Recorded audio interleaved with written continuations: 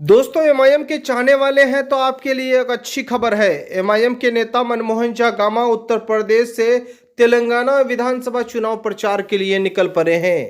यानी कहा जाता है कि असदुद्दीन ओवैसी साहब जिस तरह से उत्तर प्रदेश बिहार में चुनाव प्रचार करने आते हैं, अब असदुद्दीन ओवैसी साहब को सहयोग करने के लिए, मदद करने के लिए, पार्टी को मजबूत करने के लिए तेलंगाना की सरजमीन में चुनाव प्रचार के लिए निकल पड़े हैं। आपको खास वीडियो दिखाएंगे कि मनमोहन झा गामा ने इस दौरान क्या कहा है। साथियों, ऑल इंडिया मजलिस इत्तेहादुल मुस्लिमीन जिंदाबाद। बैरिस्टर असदुद्दीन ओवैसी साहब जिंदाबाद। और तेलंगाना की जनता जिंदाबाद। तेलंगाना की धरती को मैं सैल्यूट करते हुए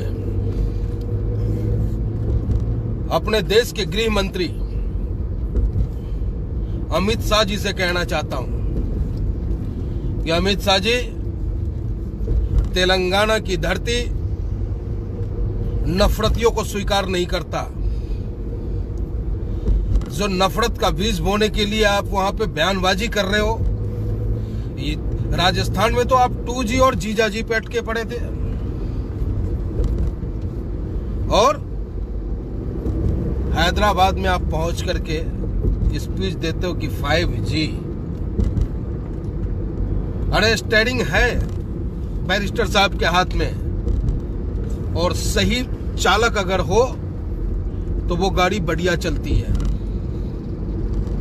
उसकी वानगी है हैदराबाद और तेलंगाना की जनता। चहु और विकास है, स्वास्थ्य की बेहतर व्यवस्था है, गरीबों के मान सम्मान से कोई तेलंगाना की धरती पे खेल नहीं सकता। ये जलवा है बैरिस्टर असदुद्दीन ओवैसी साहब का, और आप वहां पे नफरत की बीज बोने की बात करते हो। आ रहा है ओवैसी साहब का ये छोटा सा सिपाही हैदराबाद की धरती पे,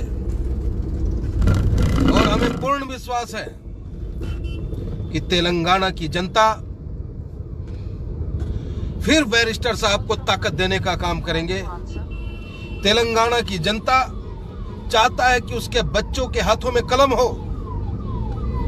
तेलंगाना की जनता चाहता है कि गरीब के बच्चे पढ़ लिख करके मजबूत हिंदुस्तान का निर्माण करें। तेलंगाना की जनता नहीं चाहता कि उसके यहाँ कोई दंगा फसाद हो। आपकी फैक्ट्री में कौन निकलता है? टी राजा, जो नफरती बोलने का काम करता है। लेकिन तेलंगाना की धरती नफरती बीज की उल्टी कर देता है। तेलंगाना की धरती नफरती बीज को जलाकर भस्म करने का काम करता है। तेलंगाना में सिर्फ मोहब्बत, भाईचारा और एकता चलता है। तेलंगाना की धरती पे आपने जाकर के जो बयान दिया वो काफी निंदनीय है, उसका मैं पुरजोर विरोध करता हूं। और मैं ही नहीं, तेलंगाना की जनता भी आपके स्पीच को स्वीकार नहीं कर रहा है। आपके झांसे में आने वाला नहीं है तेलंगाना की जनता। लोक लुभावने वादे, अरे बताओ, वहां भी पहुंच के कर दिया धर्म का खेल। है मुकाबला तो करो बात हमारे नेता से। है किसी पार्टी का नेता जो अपने क्षेत्र में हॉस्पिटल खोला हो फ्री में? है कोई नेता जिसने शिक्षा की व्यवस्था की हो? इस पे तुम सवाल हमारे नेता से बात नहीं कर सकते।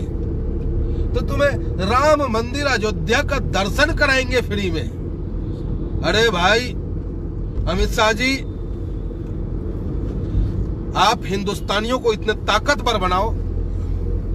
हमारे नेता बैरिस्टर असदुद्दीन ओवैसी साहब तेलंगाना के हिंदू भाइयों को इतना ताकत दे रखा है कि वो अपने पॉकेट के दम पर अयोध्या का दर्शन करेगा। फ्री में आपका दर्शन नहीं करेगा, और वैसे भी फ्री का दर्शन पूरा नहीं माना जाता। तो मैं समझता हूं कि तेलंगाना के हमारे हिंदू भाई अपने दम पर मेहनत की कमाई से, हक की कमाई से अयोध्या का दर्शन करेंगे, केदारनाथ का दर्शन करेंगे, चारों धाम का दर्शन करेंगे। आपके फ्री के चक्कर में वो पड़ने वाले नहीं है। और कांग्रेस भाइयों, जिसकी मां ही आरएसएस हो,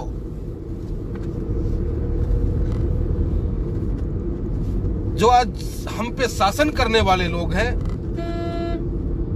जब उनकी जुल्म की इंतहा चल रही थी उस वक्त में कांग्रेस मजे ले रहा था।